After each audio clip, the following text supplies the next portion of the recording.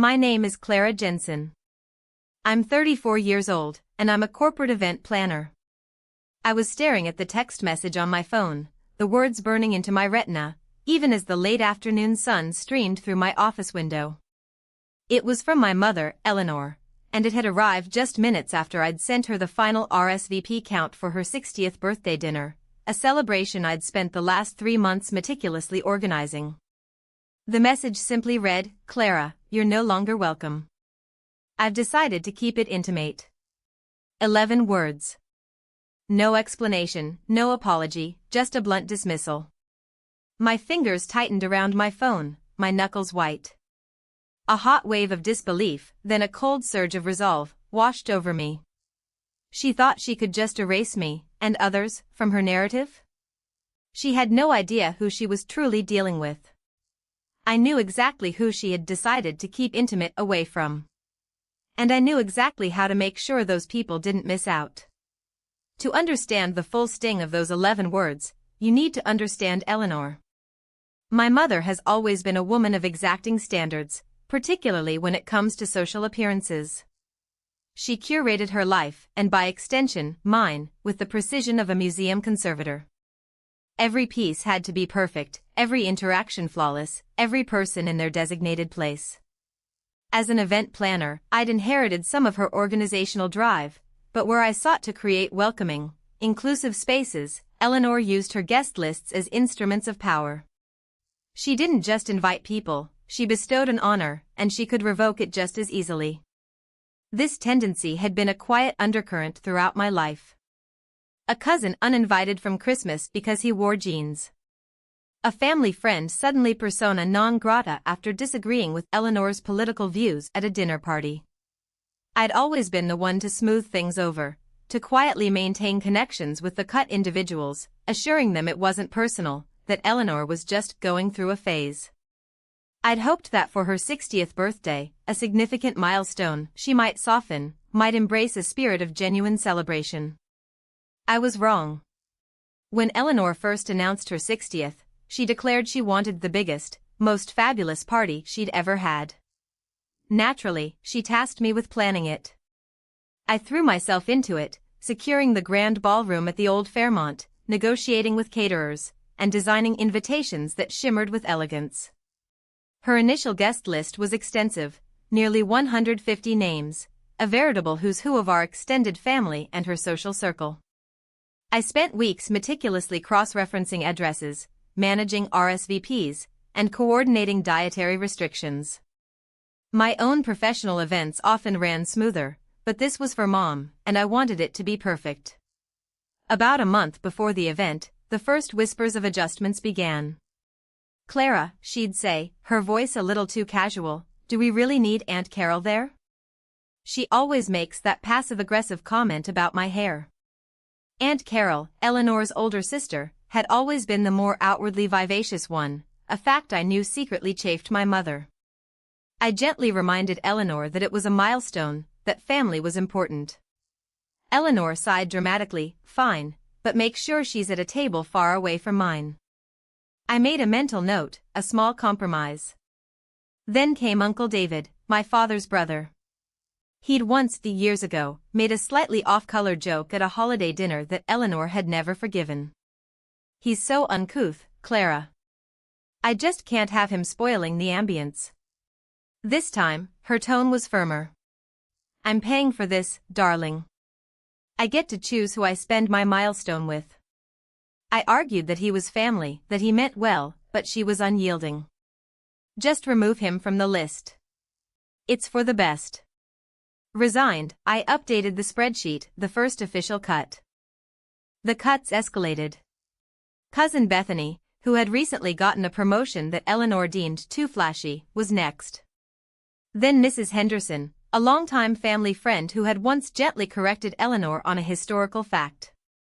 Each removal was accompanied by a flimsy excuse, but I recognized the pattern: anyone who might outshine Eleanor, challenge her narrative, or simply not offer her undivided, uncritical adoration, was deemed unsuitable. My original guest list, once a symbol of broad connection, was slowly being whittled down, becoming a roster of approved, compliant attendees. A week before the party, Eleanor called me, her voice tight with fabricated stress. Clara, this guest list is still too much. It's overwhelming. I've decided I want a truly intimate gathering, just the people who truly understand me. I bit back a frustrated sigh. After all my work, all the replanning, she was doing this again. Mom, I said, trying to keep my voice even, I need a definitive list. The caterer needs final numbers, the seating chart is done, the place cards are printed. She sent a revised list via email an hour later. It was shockingly small. Most of the people I had been trying to protect, the ones who had been carefully placed at tables far away from her, were simply gone. My own name, however, was still there, a small mercy. I spent the next 2 days canceling orders, redoing the seating chart for a quarter of the original guests, and making apologetic calls to the vendors, explaining the sudden, drastic reduction. It was humiliating, but I told myself it was for Eleanor's peace of mind. I sent her the updated RSVP list and the new, drastically scaled-down seating chart on Tuesday afternoon, proud that I'd managed to salvage something elegant from the chaos she'd created. I even attached a photo of the new, personalized place cards for the remaining guests. That's when her text arrived. Clara, you're no longer welcome. I've decided to keep it intimate. The air left my lungs. It wasn't just the words, but the sheer audacity. After all the work, after all the emotional labor, after being the one to clean up her messes and make her vision a reality, she had cut me. The realization hit me with the force of a physical blow. This wasn't about an intimate party, it was about absolute control. I was just a tool, and once the task was complete, I, too, became expendable. I was no different from Aunt Carol or Uncle David. The only difference was that I had been closer to the fire. I took a deep, shaky breath.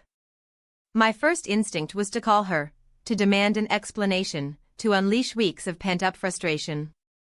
But then I looked at my phone, at the glowing screen with her cruel words. What would be the point? She wouldn't listen. She never did. Her decisions were always absolute, her reality the only one that mattered. No, a confrontation would only give her the satisfaction of seeing me hurt, of confirming her power. I wouldn't give her that. Instead, a different kind of resolve began to crystallize. I had meticulously maintained every version of that guest list. The initial, sprawling one. The first round of cuts. The second. And now, Eleanor's final, intimate selection. I also had all the contact information for everyone who had been on those lists. I opened my laptop and pulled up the original spreadsheet. I then highlighted every single name that Eleanor had systematically removed, including my own. There were over 100 people. People who had been looking forward to celebrating, people who had bought gifts, people who had made travel arrangements. People who had been summarily dismissed by Eleanor's arbitrary whims. I spent the next few hours working with a focused intensity one usually reserved for high-stakes corporate clients. I booked a charming, spacious community hall just a few miles from the Fairmont, a place I often used for smaller, more relaxed client events. It had a warm, welcoming atmosphere and a great sound system for music. I called my favorite local caterer, the one known for their delicious, unpretentious comfort food, and explained the situation, asking if they could pull together a casual but substantial spread for a friends and family gathering on short notice. They were incredibly flexible and understanding, even offering a discount for the unique circumstances. Then came the invitations. I crafted a simple, heartfelt message. It didn't mention Eleanor or her party. It simply stated, "You are invited to a special gathering of friends and family, celebrating connection, community, and joy. No drama, just good company.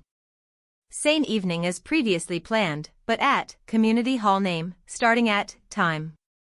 I made sure to include a small note about the menu featuring Aunt Carol's favorite lemon bars and a playlist of classic rock, both things Eleanor despised but which I knew many of the cut people would enjoy. I hit send, targeting every single person Eleanor had removed from her list, including myself. It felt like a deep breath after holding it for 34 years. The responses started trickling in almost immediately. Aunt Carol was the first. "Clara, darling, I'm so touched. I was so disappointed about Eleanor's party, but this sounds absolutely wonderful. Count me in." Uncle David called, his voice booming with relief. "I thought I'd offended her again, you know? But this is just what we need. A proper family gathering." Cousin Bethany texted, "So glad you did this. Honestly, Eleanor's been so strange lately. Can't wait." The outpouring of warmth and gratitude was overwhelming. Many confessed they had felt hurt and confused by Eleanor's snub, but had been too proud or too bewildered to reach out. My gathering of good company quickly swelled to over 100 RSVPs. On the night of Eleanor's 60th birthday, I arrived at the community hall, dressed in a simple, elegant dress, feeling lighter than I had in years. The hall was already buzzing with laughter and conversation. The aroma of good food filled the air. Aunt Carol was dancing, with Uncle David, a wide smile on her face. Cousin Bethany was catching up with Mrs. Henderson, their voices animated. It was exactly what I had hoped for, a genuine celebration of connection, free from Eleanor's oppressive need for control.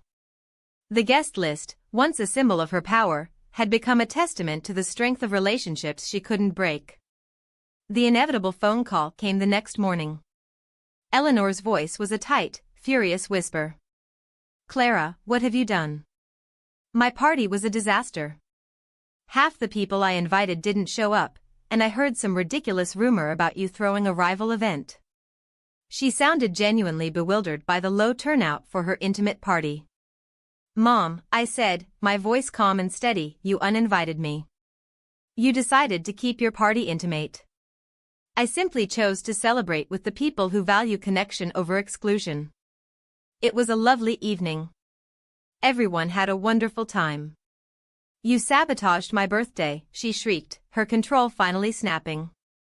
"No, Mom," I replied, "you chose your guest list. I chose mine. You wanted intimacy, and I wanted community. We both got what we wanted."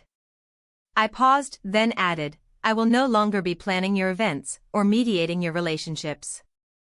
My guest list will only include people who genuinely want to be there." There was silence on the other end of the line, a rare occurrence.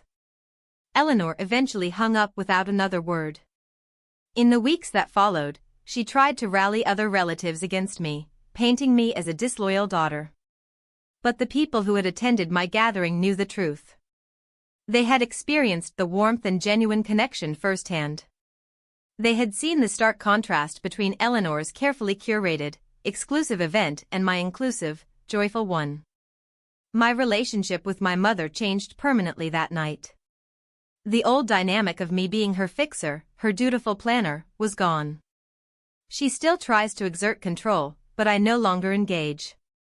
The guest list, once a source of constant anxiety and manipulation, now represents my freedom. It's no longer about who gets cut, but about who chooses to stay. And for the first time in my life, my own guest list feels entirely, genuinely mine.